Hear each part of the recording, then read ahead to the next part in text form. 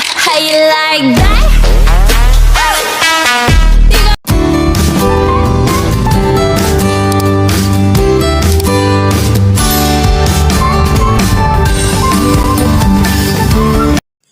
Hello guys, so welcome back to my channel. Here's another luto serye vlog.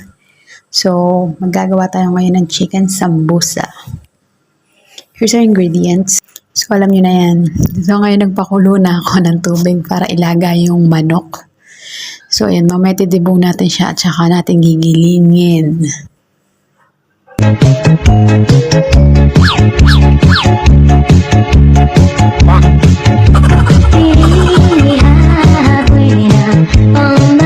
So, ayun na nga, natapos ko na siyang pakuluan, kaya minins ko na lahat ng mga ingredients para atin na siyang igisa. So, let's go guys!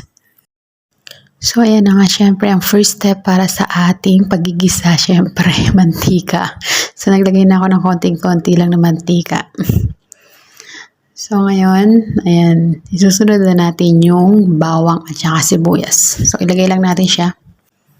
And then, saute-saute. Syempre, feeling chef.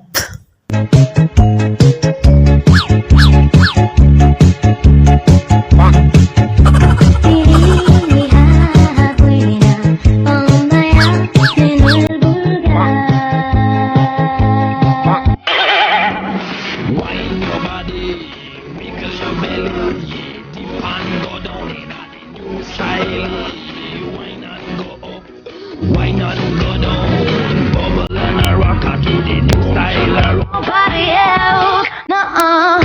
If I was you, I'd wanna be me too.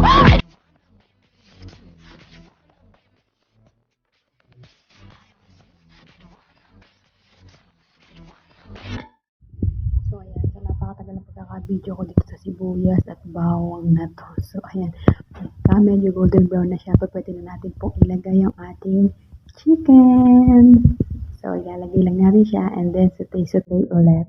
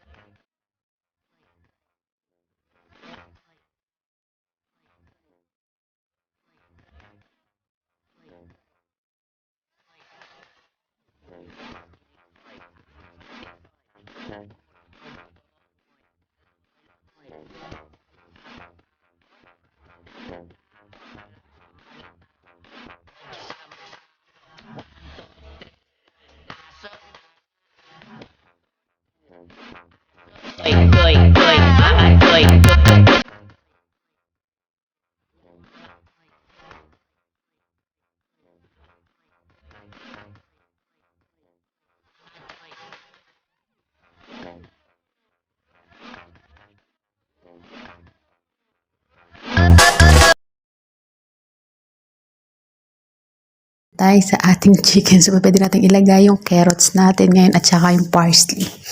So, mix-mix lang natin to at later lalagay na natin yung ating spices.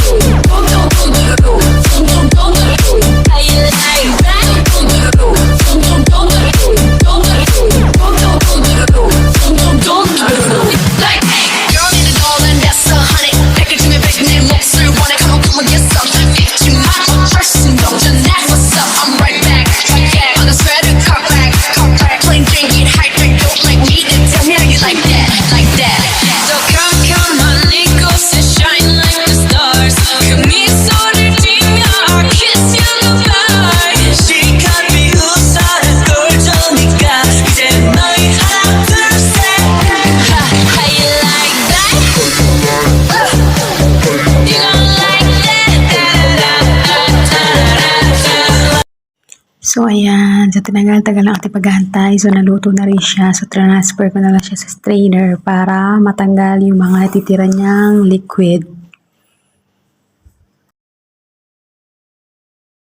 At pwede na natin siyang balutin.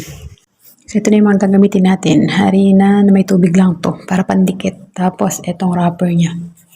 So ayan, ipo-form lang natin siya ng triangle para ilalagay natin yung palaman sa loob.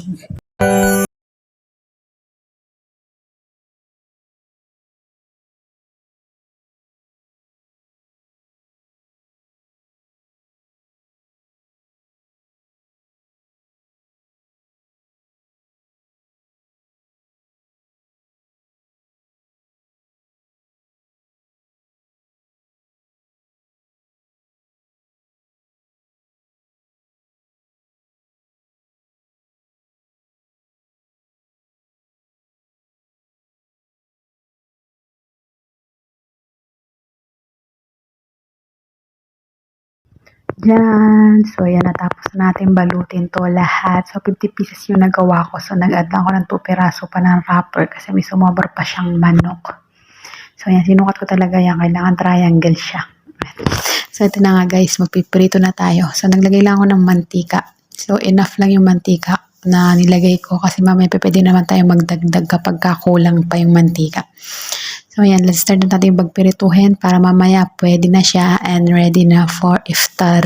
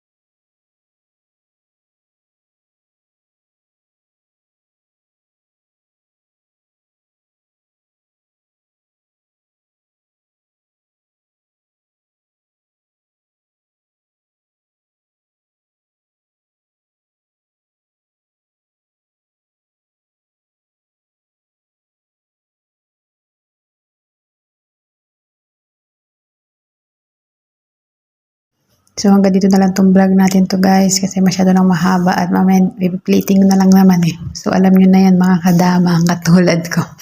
So, hanggang dito na lang. Thank you for watching.